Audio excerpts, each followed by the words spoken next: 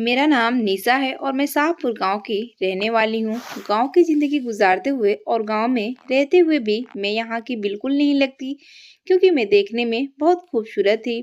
लंबे हसीन बाल, सफेद और खूबसूरत चेहरा, जो भी देखता उसकी नज़र ठहर जाती। बचपन से ही मैं अपनी अम्मा के साथ रहती थी, क्योंकि मेरे पापा का देहांत हो गया था। मेरे पापा खेती बाड़ी करते थे और फिर उनके देहांत के बाद मैं और माँ दोनों मिलकर काम करने लगी। माँ तो रोजाना ही घर से निकल जाती और दोपहर को या फिर शाम को घर वापस आती। घर का सारा काम मेरी जिम्मेदारी होता था और मैं उसे बहुत अच्छे तरीके से करने लगी थी। छोटी उम्र में ही मुझे घर बार मेरी अम्मा ने सिखा दी थी और सारा घर मैं संभालती थी। अम्मा तो बाहर के काम करती थी और वापस आकर खाना खाते ही अपने कमरे में सोने के लिए चली जाती और फिर सुबह से पहले अम्मा के कमरे से न तो कोई आवाज आती और न ही वो अपने कमरे से बाहर निकलती। जिस वक्त मैं छोटी थी तब से ऐसा ही देख रही थी। अम्मा ने कभी भी मुझे अपने साथ अपने कमरे में नहीं सुलाया था। मैं अकेली पूरा दिन भी गुजारती और रात को भी अकेली अपने कमरे में जाकर सो जाती। जैसे ही रात को मैं सोने के लिए अपने कमरे में चली जाती तो मुझे ऐसा लगता था कि जैसे अचानक से घर की सारी बत्तियां जल गई हैं।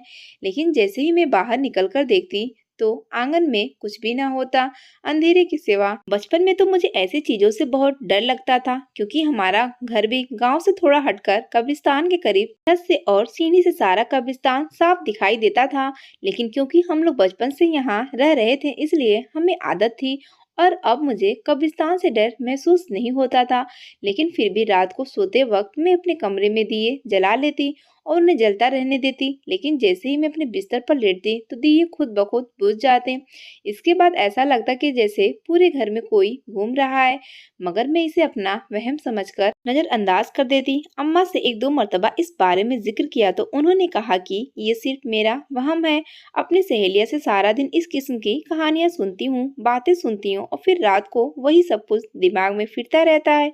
और हमारे घर में तो इतने सालों से कोई नहीं आया, और अगर कोई इस घर में मौजूद होता भी था तो न सुबह उठने पर घर में कोई चोरी होती थी और ना ही कुछ। और अम्मा कहती थी कि अगर हमारे अलावा रात में कोई हमारे घर में घुसता भी था तो कोई ना कोई चीज तो यहाँ से गायब होती, कोई ना कोई बदलाव आती, लेकिन हर चीज अपनी जगह पर होती थी।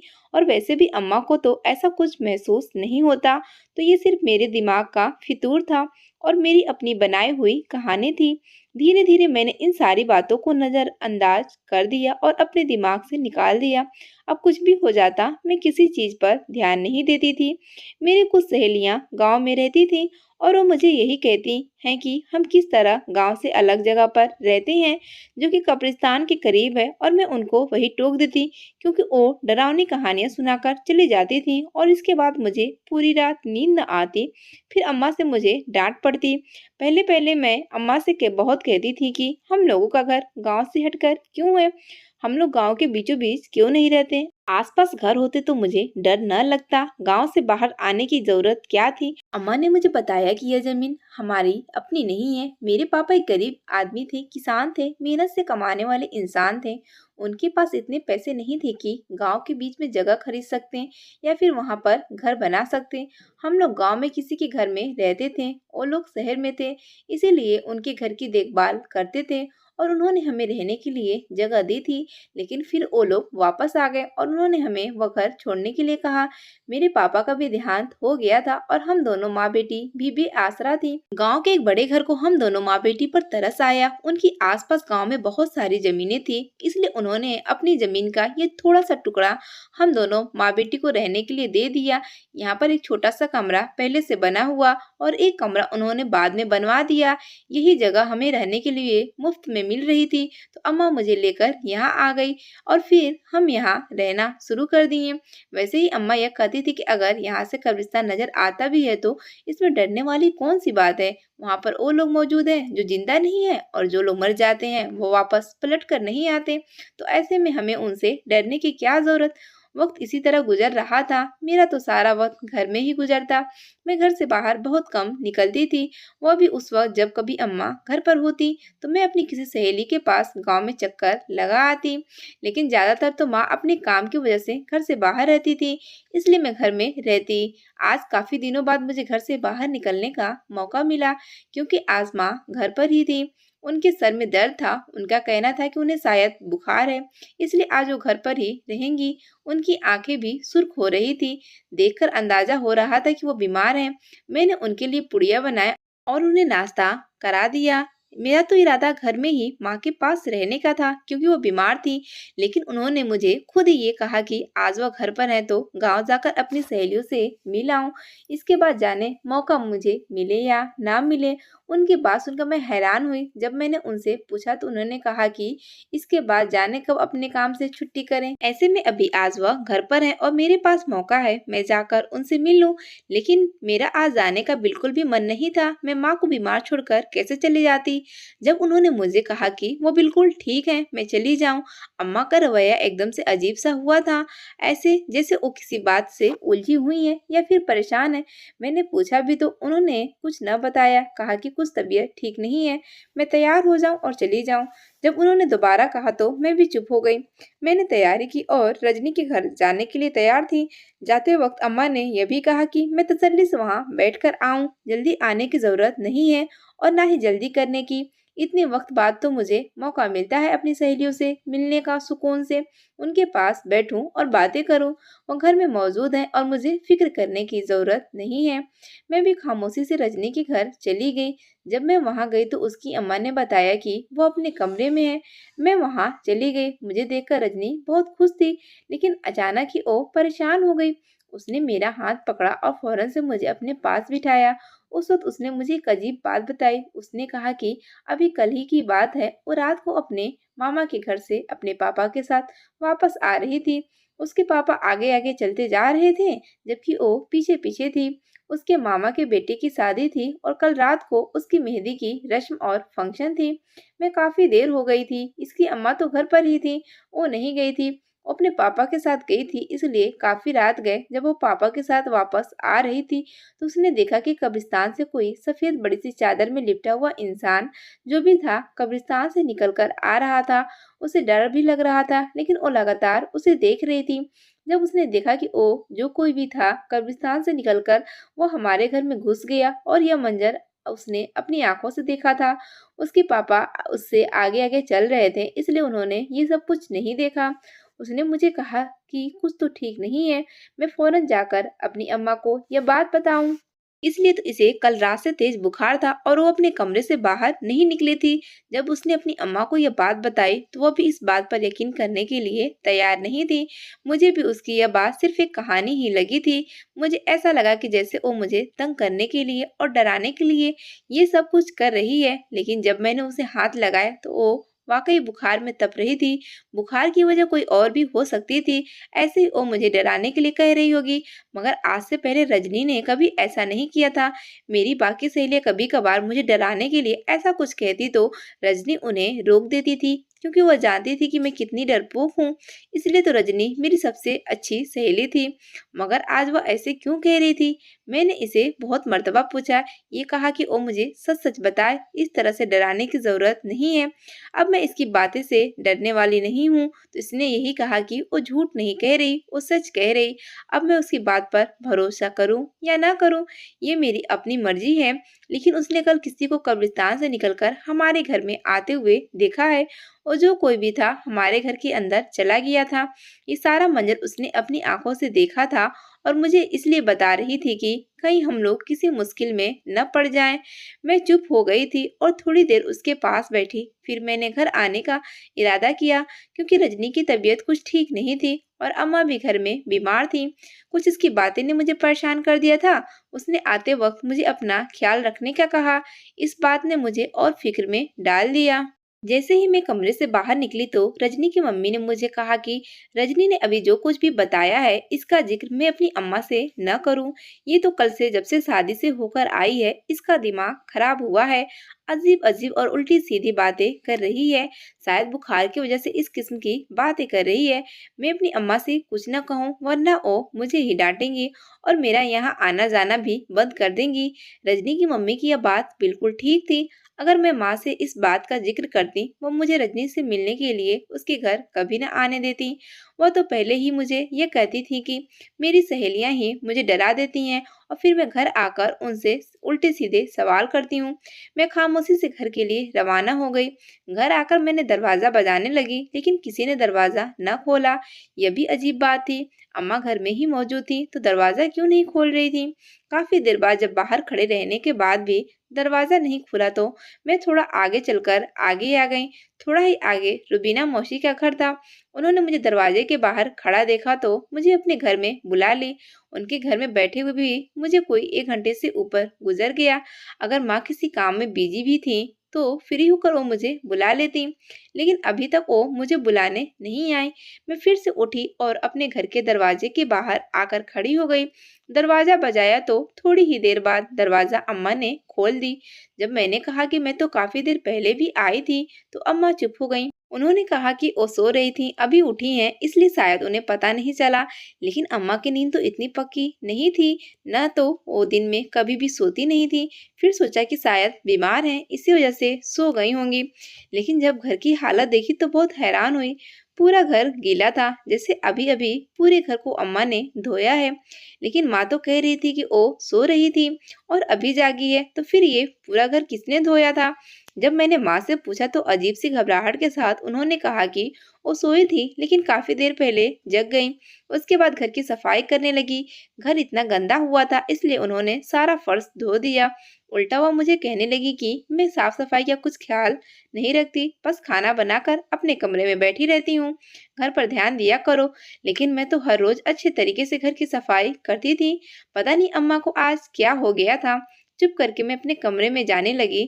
जब अम्मा के कमरे पर गई, अंदर खून के धब्बे थे। जब अम्मा ने मुझे देखा कि मेरी नजर उनके कमरे की तरफ है तो फौरन से पीछे से आकर उन्होंने मुझे आवाज दी और कहा कि मैं यहाँ गीले फर्श पर क्यों खड़ी हूँ, अंदर अपने कमरे में चली जाऊं। मैं फौरन अंदर चली गई। अम्मा का तो पहले ही मूड इतना खराब था, अब मैं रजनी की बात बताकर उन्हें और गुस्सा नहीं दिलाना चाहती थी। इसलिए इसकी बात को तो मैंने ऐसे ही उसका वहम समझकर नजरअंदाज कर दिया। लेकिन वो खून के धब्बे क्यों थे, ये बात मुझे कुछ अजीब लगी। अगले ही दिन माँ ने मुझे एक बड़ी खबर सुनाई। उन्होंने कहा कि उन्होंने मेरा रिश्ता तय कर दिया। अब किससे किया था ये तो उन्होंने नहीं बताया था कि अचानक से उन्हें बैठे बिठाए मेरे शादी का ख्याल कैसे आ गया। अभी तो मैं सिर्फ 17 साल की थी। उन्होंने कहा कि चूंकि मेरे पापा मेरे सर पर मौजूद नहीं है, सारी जिम्मेदारी अम्मा को निभानी पड़ती है और वैसे भी वो अपने काम पर चली जाती हैं तो मैं सारा दिन घर में अकेली रहती हूँ। और जैसा कि मैंने उन्हें बताया था कि मुझे ऐसा लगता है कि जैसे रात को हमारे अलावा भी घर में कोई मौजूद होता है, तो ऐसे में अब वो मुझे घर में अकेला नहीं छोड़ सकती। इसलिए उन्होंने मेरी शादी का फैसला किया है। आज से पहले भी मेरे लिए जो कुछ भी करना होता था वह फैसला अम्मा ही करती थी कि आगे क्या करना है। अब शादी की बात थी तो भी उन्होंने शादी तय कर दी थी। कुछ सोच समझ कर ही ये सब कुछ किया होगा। मैं अम्मा की हर बात खामोशी से मान ली थी, यह सोचकर कि वो मेरी माँ है, मेरे बारे में कुछ अच्छा सोचकर ही उन्होंने ये सब कुछ किया होगा। घर में शादी की तैयारियां चल रही थी कि अम्मा ने मुझे बताया कि मेरा शादी यहीं पर हमारे घर में ही होगा और लड़का शादी के बाद यहीं पर हमारे घर में हमारे साथ रहेगा। यह भी अच्छा था, वरना इस तरह से माँ अकेली हो जाती। सोमवार के दिन मेरी शादी थी। शाम को शादी के बाद अम्मा मेरे कमरे में मौजूद थी, जबकि मेरे कमरे को उन्होंने अच्छे तरीके से सजा दिया था। शादी पर अम्मा ने गांव में से किसी को नहीं बुलाया, न ही मुझे अपनी किसी सहेली को बुलाने दिए। कुछ देर इसी तरह से बैठे रहने के बाद अम्मा ने मुझे कहा कि मैं यहीं बैठी, वो अभी आती हैं। इस तरह शादी की पहली रात ही अम्मा मुझसे पहले खुद कमरे में चली गईं और जब कुछ देर बाद कमरे से बाहर आए तो उनके हाथों में ढेरों पैसे थे, जिन्हें वो अपने कमरे में लाकर संदूक में रखने लगी। इसके बाद उन्होंने मुझे कहा कि मैं अपने कमरे में चली जाऊं। जैसे ही मैं अपने कमरे में गई तो मेरे पति ने बिना मुझे देखे मुझे तलाक दे दी और तलाक देते फौरन हमारे घर से चला गया। मैंने उसका चेहरा भी नहीं देखा। मेरे लिए सदमा बहुत बड़ा था। मैं हैरान और परेशान थी कि ये सब कुछ क्या हुआ, मगर माँ ने मुझे कहा कि कुछ नहीं हुआ। मैं इस बात का जिक्र किसी से ना करूं और किसी को भी शादी के बारे में कुछ न बताऊं। जो कुछ होना था वह हो गया। वो लड़का अच्छा नहीं था, अच्छा हुआ कि खुद ही छोड़कर चला गया। मुझे तो उनकी बात समझ नहीं आ रही थी कि वह क्या कह रही हैं। खुद ही तो उन्होंने मेरा शादी करवाया था और अब तलाक होने पर उन्हें किसी बात का अफसोस नहीं। तो इस तरह से कुछ दिन गुजरे थे। जब अम्मा ने अगले सोमवार दोबारा से ये कहा कि मेरी शादी है, तो अब मैं बहुत हैरान थी। अभी एक हफ्ता पहले ही उन्होंने ये सब कुछ किया था, मगर मैं खामोश रही। अम्मा ने कहा कि एक बार गलती हो गई, लेकिन इस बार उन्होंने बहुत सोच समझकर रिश्ता तय किया है। इससे पहले कि पहली शादी का लोगों को पता हो और लोग मेरे बारे में बातें बनाए, इसलिए वो जल्द से जल्द मेरा दूसरा शादी करवा देंगी, ताकि मैं अपना घर बसा लूं और किसी को बात करने का मौका ना मिले। दूसरी शादी में भी मेरी अम्मा के और उनके जान पहचान के दो आदमी, इसके अलावा कोई नहीं था। और इस बार भी ऐसा हुआ था। मुझे अम्मा ने अपने कमरे में बिठा दिया, जबकि खुद मेरे कमरे में मुझसे पहले चली गई। और जब वहां से वापस आए तो इनके हाथों में ढेरों पैसे थे। उन्होंने मुझे जब कमरे में भेज दिया। दूसरी बार ऐसा हुआ था कि मेरा पति मुझे बिना देखे ही तलाक देकर घर से निकलता चला गया, और मैं अभी तक इस सच से अनजान थी कि ये सब कुछ मेरे साथ क्या हो रहा था। 2 बार शादी हुई थी और दोनों बार इसी तरह से उसी रात मेरा तलाक हो गया, और वो भी बिना कोई बात किए, बिना मुझे देखे मेरे पति ने मुझे तलाक दे दी। दोनों शादी भी सोमवार के दिन हुई थी। और अब अम्मा ने मेरी तीसरी शादी का फैसला कर लिया। उन्होंने कहा कि मेरा तीसरा शादी सोमवार के दिन ही होगा, यानी कि एक हफ्ते बाद ही। उन्होंने मेरी तीसरी शादी का फैसला कर लिया। न चाहते हुए भी मुझे अम्मा पर शक होने लगा। मुझे लगता था कि जैसे इसके पीछे कोई और ही वजह है। मेरी शादी किसी मकसद के तहत करवा रही हैं। एक बार ऐसा हो सकता था, लेकिन दूसरी बार ऐसा होना मुमकिन नहीं था। और मुझसे पहले अम्मा उस कमरे में क्यों जाती थी, और उनके हाथों में ढेरों पैसे कहाँ से आते थे? बहुत सारे सवाल मेरे दिमाग में थे, लेकिन मेरे पास किसी का जवाब नहीं था। न ही माँ मुझे किसी बात का कुछ बताती थी। वो खामोश रहने का कहती, ये कहती कि मैं खामोशी से उनकी बात मानती रहूं, तो यही मेरे हक में बेहतर है। वो मेरे लिए कुछ गलत नहीं कर रही। वो मेरी माँ है, इसलिए मेरी भलाई के बारे में सोच रही हैं। जो कुछ भी कर रही हैं, इसमें मेरी बेहतरी है। मैं बस थोड़ा सब्र कर लूं, इन्हें थोड़ा सा वक्त दूं। इसके बाद मेरी जिंदगी में खुशियां ही खुशियां भर जाएंगे, और मैं खुद हैरान रह जाऊंगी। 2 बार जो कुछ मेरे साथ हो चुका था, इसके बाद मैं तीसरी शादी करने के हक में नहीं थी। लेकिन मैं इस बात का राज जानना चाहती थी। आखिर इसके पीछे क्या वजह थी? जरूर इसके पीछे कोई बड़ा राज था जो माँ ने मुझसे छुपाया हुआ था। इसलिए मैंने खामोशी से तीसरी शादी के लिए हाँ कर दी। मुझे अम्मा पर शक था, इसलिए मैंने शादी की रात अम्मा को नींद की दवा देकर सुला दिया, ताकि इस बार वो मुझसे पहले मेरी जगह मेरे कमरे में न जाए। क्योंकि 2 बार वो गई थी और दोनों बार मुझे तलाक हो गई थी। अब मैं तीसरी बार ऐसा कुछ नहीं होने देना चाहती थी। जैसे ही शादी हुआ, मैंने बहाने से अम्मा को नींद की दवा देकर सुला दिया और खुद अपने कमरे में चली गई।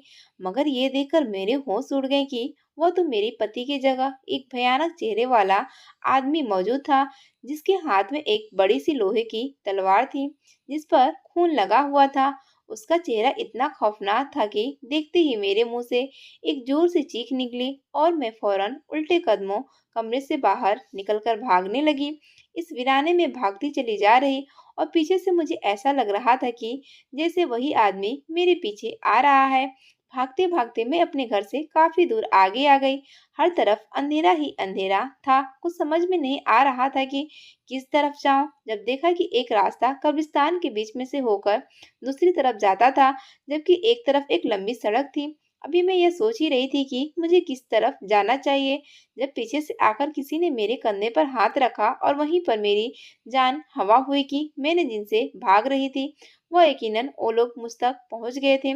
जब मैंने पीछे पलटकर देखा तो वहां एक बुजुर्ग आदमी हाथ में डंडा लिए खड़े थे। वो मस्जिद के इमाम साहब थे। मैं उन्हें अच्छी तरह जानती थी, क्योंकि मैं इनके पास अक्सर जाती थी। उन्होंने मुझसे वजह पूछी कि मैं इतनी रात को यहाँ पर क्या कर रही हूँ। तो मैंने उनसे ये कहा कि फिलहाल वह मुझे यहाँ से अपने साथ कहीं ले जाएं। मेरा यहाँ पर रहना ठीक नहीं है। इसके बाद मैं उन्हें सब कुछ बता दूंगी। वो मुझे अपने साथ ले जाएं। उन्होंने भी मुझे अपने साथ आने को कहा और मुझे अपने घर ले आए। इमाम साहब अकेले अपने घर में रहते थे। उनकी बीवी का देहांत हो गया था और उनकी कोई औलाद नहीं थी। उनके घर आकर मैंने उन्हें सारी कहानी सच-सच बता दी। जैसे-जैसे वो मेरी कहानी सुनते जा रहे थे, वैसे-वैसे वो परेशान होते जा रहे थे। जब मैं खामोश हुई तो उन्होंने कहा कि इन्हें मेरी माँ से इस किस्म की उम्मीद नहीं थी। वो अपना मकसद तक पहुँचने के लिए मुझे भी इस्तेमाल करेंगी। मौलवी साहब क्या कह रहे थे मुझे कुछ समझ न आ रहा था। जब मैंने कहा कि वो मुझे पूरी हकीकत खुलकर बताएं, उन्होंने मुझे बताया कि मैं इस हकीकत से वाकिफ नहीं हूँ। मेरी माँ एक ऐसी औरत है जो कि काला जादू करती है और यह बात इमाम साहब बहुत पहले से जानते हैं। जब हम लोग गांव के बीच में रहते थे और मेरे पापा ने इस औरत से दूसरी शादी की थी, उस वक्त इमाम साहब को पता चल चुका था। उन्होंने मेरे पापा को समझाया कि वह इस औरत को छोड़ दें, लेकिन मेरे पापा ने उनकी बात न मानी। मेरी माँ मेरी सगी माँ नहीं थी, बल्कि मेरी सौतेली माँ थी और वो औरत काला जादू करती थी, इसलिए उसकी अपनी कोई औलाद नहीं थी।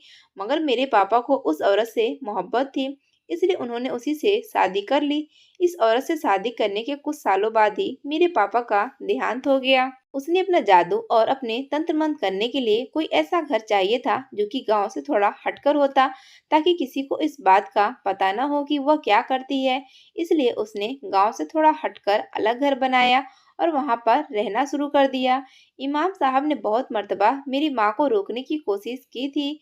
जो कुछ वो करती हैं वो ठीक नहीं है, वो इससे बाज आ जाएं, इसका अंजाम अच्छा नहीं होगा, यह गुनाह है। लेकिन मेरी माँ बाज नहीं आए। बहुत मर्तबा इमाम साहब ने मेरी माँ को कब्रिस्तान में भी देखा था और रात के अंधेरे में कब्रिस्तान जाकर तंत्र मंत्र करती थी और काला जादू करती थी। वो लोगों के सारे नाजायज काम इस काले जादू के जरिए करती थी और उनसे ढेरों पैसा लेती थी। पैसे के लालच ने सही गलत का फर्क में उनकी नजर में खत्म कर दिया। मौलवी साहब की बातें सुनकर मुझे सारी पुरानी बातें याद आई। उसका मतलब यह था कि रजनी सच कहती थी और जो कोई भी थी सफेद चादर में, वो कोई और नहीं था बल्कि मेरी अम्मा ही थी, जो कब्रिस्तान में जाकर काला जादू करती थी और घर में से जो मुझे अजीबोगरीब किस्म की चीजें महसूस होती थी, उसी जादू का असर था जो हमारे घर पर था। और उन्होंने जो मेरे साथ सब कुछ किया था, यह भी उन्होंने अपने किसी मकसद को हासिल करने के लिए ही किया था। मौलवी साहब ने मुझे अपने घर में पनाह दे दी और सुबह होने का इंतजार किया। जैसे ही सुबह हुई तो मेरी अम्मा मौलवी साहब के पास आई। जाने उन्हें कैसे पता चल गया था कि मैं यहाँ पर हूँ और मुझे अपने साथ ले जाना चाहती थी, लेकिन पहले तो मैंने जाने से इनकार कर दिया। मैंने उनसे सब कुछ पूछा जो मौलवी साहब ने रात को मुझे बताया था, तो मेरी अम्मा साफ मुकर गईं। उन्होंने कहा कि वह जादू जरूर करती हैं, लेकिन वो किसी को नुकसान पहुंचाने के लिए कुछ नहीं करती, बल्कि लोगों की भलाई के लिए करती हैं और मेरे साथ जो कुछ भी कर रही हैं, मेरी भलाई के लिए ही कर रही हैं। वो खामोशी से उनके साथ चले, लेकिन मौलवी साहब ने मुझे जाने से रोक दी। वो समझ चुके थे कि मेरी माँ मेरे साथ जो कुछ भी कर रही थी, वो ठीक नहीं कर रही। मौलवी साहब ने मुझे उनके साथ जाने से रोका, लेकिन मैं इस सिलसिले को खत्म करना चाहती थी, इसलिए मैंने अम्मा के साथ जाने की हामी भर दी। अम्मा के चेहरे पर तो चमक आ गई थी, जबकि मौलवी साहब हैरान थे। मैंने माँ से कहा कि वो बाहर चलकर मेरा इंतजार करें। अम्मा बाहर गई तो मैंने मौलवी साहब से यह कहा कि अगर मैं उनके साथ न गई तो ये सिलसिला इसी तरह चलता रहेगा और मेरी माँ इस तरह से जाने और कितने गलत काम करती रहेंगी, इसलिए उन्हें रोकने के लिए मुझे एक मर्तबा उनके साथ जाना होगा। मौलवी साहब ने मुझे समझाया कि ये सब कुछ इतना आसान नहीं है। मेरी माँ किसी भी हद तक जा सकती है और जो कुछ वो कर रही है इस खेल में हो सकता है कि वो मेरी जान भी ले लें। ऐसे में मैं इस औरत पर भरोसा न करूं और उसके साथ न जाऊं। लेकिन अब जब मैंने ये फैसला कर लिया था कि इस सारे खेल को खत्म करने का, तो मुझे अपनी जान की भी परवाह नहीं थी। मैं अम्मा के साथ घर वापस आ गई।